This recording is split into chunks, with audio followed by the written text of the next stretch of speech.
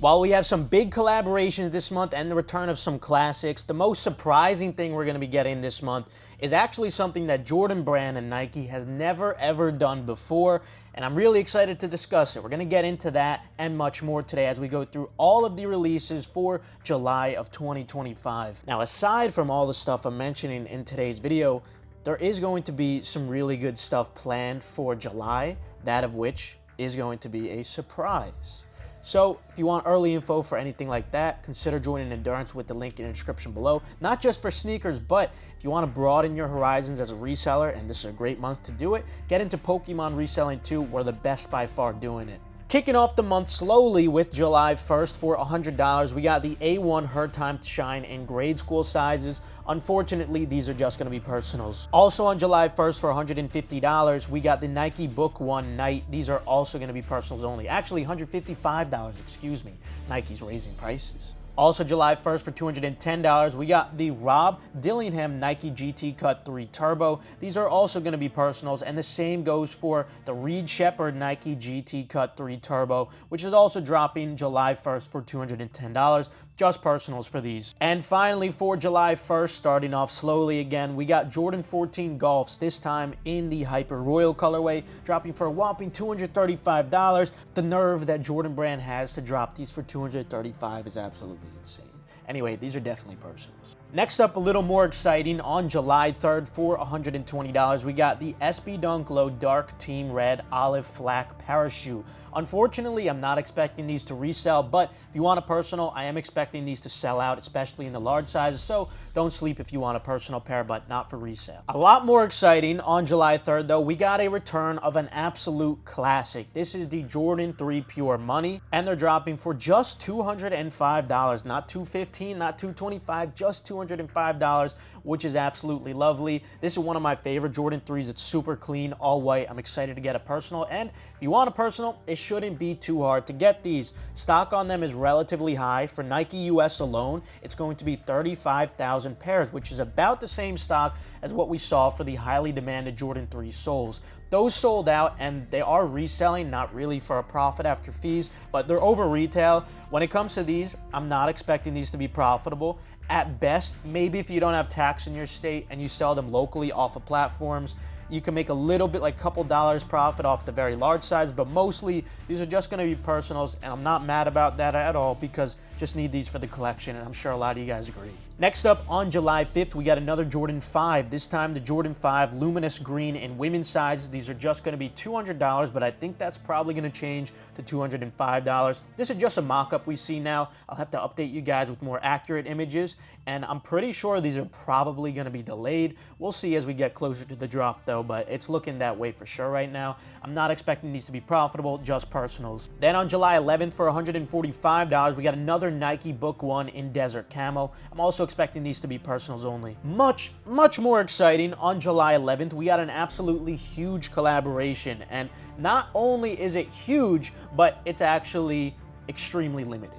Yes, the stock numbers on these are very surprising. We got the Levi's Air Max 95, and I also want to clarify some confusion. There is two different blue colorways, so there's a total of 4 colorways. One of the blue colorways, the darker shade of blue, is Friends and Family. The lighter blue pair we are going to be seeing released publicly. I know this might have been confusing because on Nike sneakers we only see the black and white one loaded currently, but we should be seeing all 3 of these publicly released. For the white pair, there's only going to be 4,000 pairs dropping on Nike US. Now that's not the total stock. We're going to see some stock drop on Levi's too, but that is very low stock even for just Nike US. And then on top of that, the black pair has even lower stock at just 2,500 pairs loaded for Nike US. So these are not going to be easy to get. They're very limited, and we saw in the past the Jordan 4 Levi's perform pretty well. I'm not personally a huge fan of the Levi's collaborations, but I know a lot of people are, especially after what we saw with the Jordan 4 Levi's.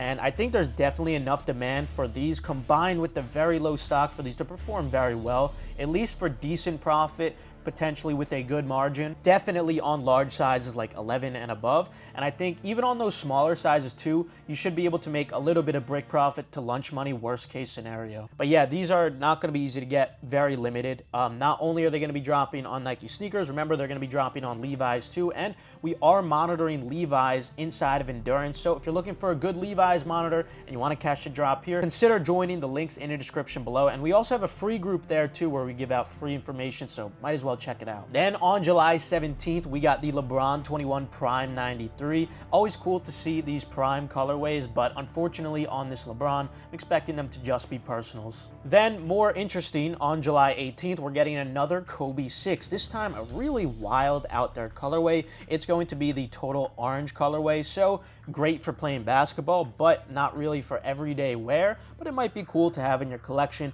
In general, Kobe 6s tend to have really good demand. Considering what we saw on the Dodgers Kobe though, I don't think these are going to be profitable if stock is relatively high. Unless stock is very limited on these, which I'm going to keep you guys updated on. Make sure you subscribe and enable post notifications. Unless stock is very low on these are probably just going to end up being personals, but they're definitely going to sell out in every size. So if you do want a personal pair, don't sleep on these, but unless stock is very, very low, they're probably not going to resell for a profit, at least after fees and tax. Also on July 18th, a little less interesting, we got the Jordan 3 Starfish in women's sizes for $205. Just expecting these to be personals only. More interesting, on July 19th for $210, we got the Jordan 8 Aqua dropping. Absolutely classic colorway, but unfortunately it still is a Jordan 8, so I'm skeptical that these are going to be profitable. But if you do want a personal pair, I would not recommend sleeping on them. Even though they're a Jordan 8, this is an iconic classic colorway, and I think a lot of people definitely want to get their hands on them. I definitely can see these reselling, but not to the point where you're going to be able to profit after fees and tax. Maybe if you just sell them locally and you don't have tax on those very big sizes, you might be able to make a couple dollars with a very poor margin, but that's best case scenario. But if you want a personal pair, definitely don't sleep on these. I am expecting them to sell out. Then on July 22nd, we got the Air Force One Low New York versus New York dropping for $130. Personals only for these. Then on July 24th for $150, we got the Jordan 3 Cobalt Bliss in grade school sizes. Definitely personals only for these too. Then the most interesting sneaker this entire month, because this is the first time Jordan Brand and Nike is ever doing this. We got the Jordan 4 Rare Air. Now what makes this so unique? This is such a unique sneaker because under the same stock keeping unit, we're getting two different versions. 75% of the stock, underneath the detachable label for the Jumpman on the tongue tag, you're going to see white or silver lettering, and that's 75% of the stock. Now for the rare part of the stock, the 25%, just a quarter of the stock, we're going to be seeing gold lettering. Now, why does this matter? This matters because collectors really care about things like this. I know I definitely do. You want to have that gold lettered pair. So all those pairs with the gold lettering are definitely going to be worth more in comparison to the white lettered pair. Now, I think there's going to be some unfortunate consequences for Nike when it comes to this, and why I don't think they're probably going to do it much anymore. When people are going to be ordering from Nike, a lot of them are probably thinking, I only want to keep the pair if it has the gold letters, and they're going to get a lot of returns. A lot of people are probably going to return the sneakers if they didn't get the actual gold letters. So it'll be really interesting to see what happens with that. They're probably going to have to end up putting these in a Jordan Reserve, some kind of restock multiple times, because it's probably going to keep happening. What I will say is, outside from a business perspective, just from my perspective as a collector, I love the idea, thank you Nike for an opportunity like this. I think it's fun, I think it's creative, but from a business perspective, I don't think this is a smart move on your end. You're also probably gonna see a lot of backdooring going on with the smaller shops. You're gonna see a lot of the boxes are gonna be pre-opened.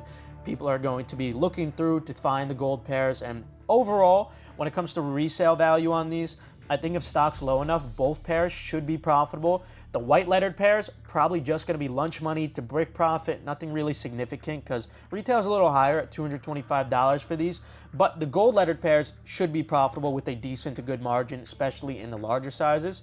But yeah, we'll see more as we get closer to the drop and we see the precise stock numbers, that of which I'm going to keep you guys updated on. But yeah, this is a very interesting situation. And lastly for today, also on the 26th, a little less interesting, we got the SB Dunk Low Pro Sequoia. Definitely not a bad looking SB Dunk low. As of now, for $130, I'm expecting them to just be personals, but we'll see as we get closer to the drop. Now that's going to conclude it for all the releases in July. As you can see, this is a month where resellers definitely want to focus on broadening their horizons. I'd really encourage you guys to get into Pokemon reselling. The ROIs are absolutely insane. Check out some of my free videos that I made for you guys on my second channel. Yeah, they're completely free. Check them out. And when you're ready to take things to the next level, join Endurance so you can get notified for all the restocks, because there's stuff happening like all the time. Anyway, consider checking it out with the link in the description. Other than that, good luck on all these drops, and I'll see you guys later.